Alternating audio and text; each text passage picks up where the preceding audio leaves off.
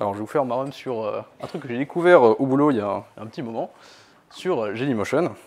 Donc déjà, qui je suis, bah, ça c'est moi. Alors Aloïs, Alol, Yarikiva, comme vous voulez.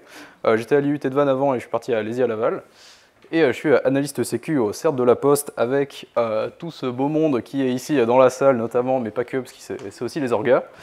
On recrute, évidemment, c'est bon de le dire. Et du coup, pour le contenu de la presse, eh ben, j'étais en train de setup mon lab de reverse, enfin juste pour faire du reverse d'application Android. Donc c'est Frida pour l'instrumentation, avec un téléphone physique ou Genymotion qui se base sur VirtualBox pour l'émulation juste pour avoir l'appli dessus.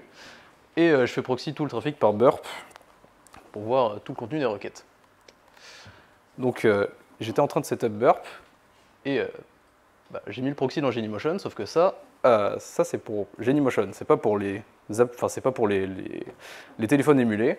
Du coup, j'ai mis le proxy, j'ai lancé un émulateur, ça n'a pas marché, je l'ai fermé, j'ai rallumé, et puis j'ai vu ça. Et on n'est pas censé voir ça. Et du coup, je me suis posé plein de questions, genre pourquoi il fait ça, où est-ce que c'est stocké sur le disque, et comment, est-ce que c'est chiffré, parce que s'il y a mon mot de passe en clair sur le disque, c'est chiant. Du coup, évidemment, ce que j'ai fait, c'est d'ouvrir IDA Pro, comme je suis un reverseur professionnel, et parce que j'aime pas vraiment guess tout ce qu'il faut faire. Non, je déconne. Du coup, j'ai fait un gros strings grep, et je me suis dit que bon, Genymotion, probablement du C++, probablement Qt, donc ça doit utiliser des QSettings pour les settings. Et QSettings, en gros, c'est pour stocker sur le disque tous les settings d'une application. Donc sur Unix et macOS, c'est dans le config, et pour Windows, c'est dans les registres. Et en effet, dans mon config, il y avait mon mot de passe. Sauf que c'était dans un byte array, l'encodage il est un peu bizarre, parce qu'il y a un \a, et ça c'est pas de l'hexadécimal. Du coup, tant pis, on va quand même devoir sortir IDA.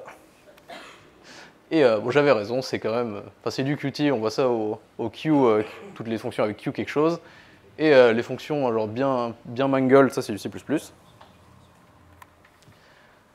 Donc j'ai fait la technique de réverseur professionnel qui est de chercher le password, et ça a marché, il y a pas mal de références, dont credentials password, et ça a l'air pas mal.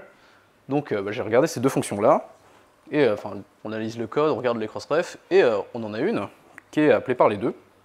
Et cette fonction-là, quand on regarde à l'intérieur, elle fait une... elle charge, elle load une string, elle fait du XOR, il y a du modulo, ok, donc c'est probablement un XOR avec une clé répétée. Et en effet, donc j'ai utilisé PyQt parce que l'encodage, il est chiant, mais voilà.